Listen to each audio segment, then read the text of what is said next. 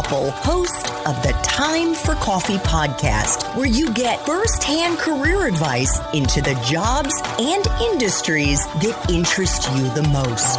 And before we start today's show, I have a quick favor to ask you. If you haven't already, I'd be incredibly grateful if you give us a rating and a review on iTunes. And if you're like me, you need to do it now because you'll forget later and because it's the best way to help others who may be in search of career advice to find this free resource. So press pause if you haven't done it and do it right now.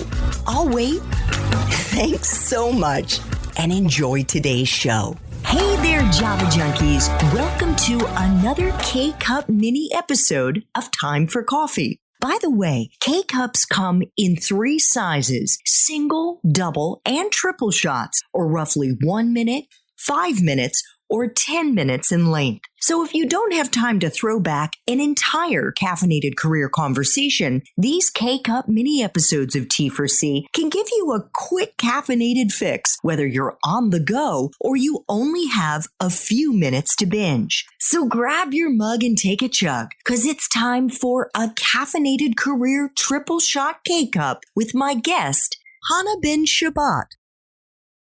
So, let's get into your wonderful book, which I'm holding up here, Gen Z 360, which I've had the pleasure to read prior to our interview. And I already teased this question earlier in the interview, Hana. Mm-hmm. You discuss in your book what you say are the most important skills that Gen Zers need today in the workforce. And while I personally was not surprised to read that these are soft skills, interpersonal skills, and not the hard skills, the technical skills, I was surprised by the why.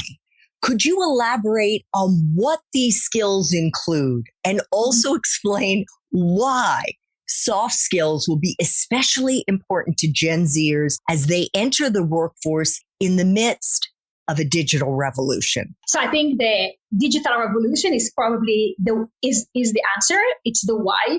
And I think we have to think about it as a process that was taking place probably over a decade and just got accelerated over the last few years. Companies are changing constantly. And the core for competition is innovation. And when you are competing on innovation, just having technical skills is not enough. So what we are seeing right now is many organizations are looking for people who, on top of the technical knowledge, are able to solve complex problems, be creative in how they approach things, because creativity is the basis for innovation, that they are able to build relationships within and outside of the organization, that they are able to influence. And I think the reason why all these things are very important is because the workplace is much less siloed than it was, and it's much more multidisciplinary. And today you can start your career and work in marketing, but you rarely can complete a task without having to talk to supply chain and e-commerce team and design team and insight team, and all these different teams have to come together.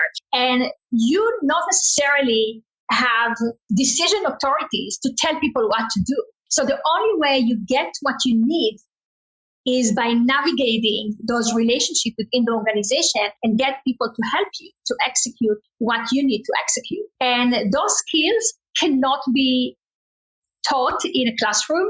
You really have to build that through experience. And this is really why I feel that there is, and you saw that in my book, there is a gap, a serious gap between what Gen Zers were trained to in schools and universities and what the job market is actually wanted them to have.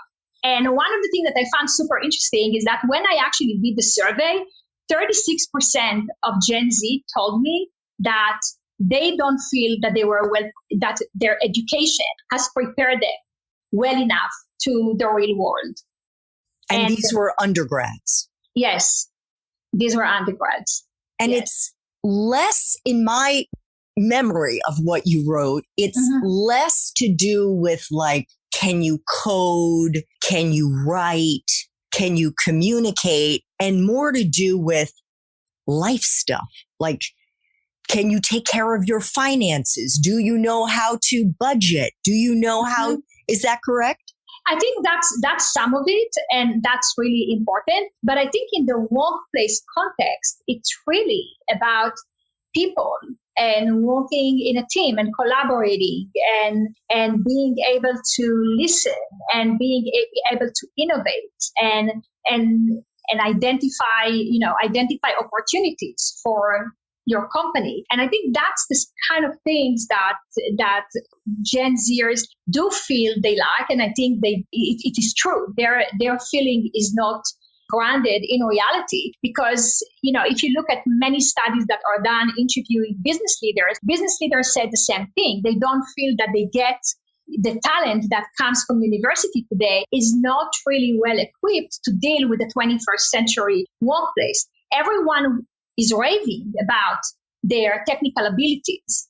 Yeah, they can code, they studied engineering, and sometimes even students. And I met many Gen Zers who told me that they are in liberal studies and study humanities, but then as they get closer to finding the job, they take certificates in data analytics or in coding or in things that have more kind of practical aspect to it.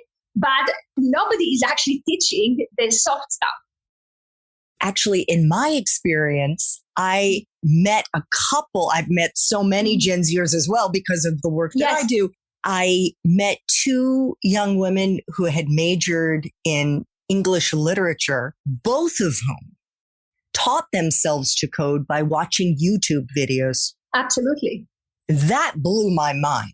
Yes. That is initiative. And I would think, Hana, the flip side of having grown up during so much change, constant change in their lives, that their mindset is one that is adaptable to change. Absolutely. I think this is the biggest asset that Gen Z is bringing to the workplace. Because if you think about it, as a former management consultant, I can tell you that the biggest challenge ever is never the analysis or getting the answer of what the solution. It's actually implementing change in a big organization, because human nature is so strong and there is always such a big resistance to change.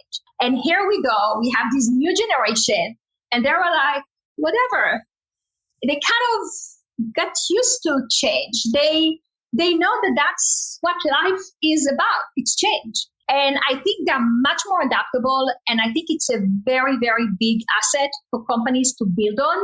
And unfortunately, right now, we are seeing many companies are really missing the opportunities with Gen Zers. You read a lot about Gen Zers leaving the workplace only after 6 months in the job. And I think that that's really unfortunate, because we are running a risk with Gen Z of really repeating the mistakes we did with millennials. And, millennials came right after the recession and there were no jobs. They were taking whatever they come their ways, and then they accepted lower compensation. And then they started to change jobs every 2 or 3 years. And what happened?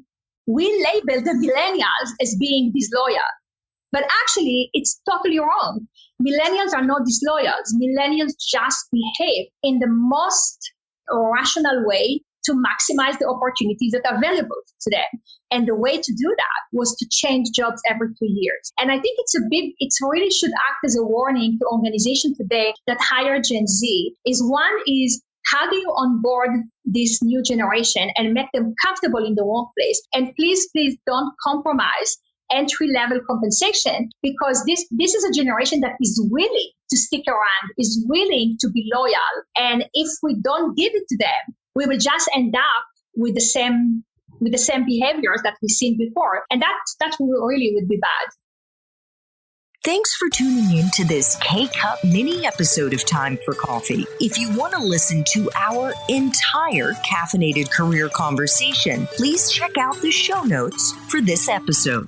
Thanks so much for listening to this latest episode of T4C.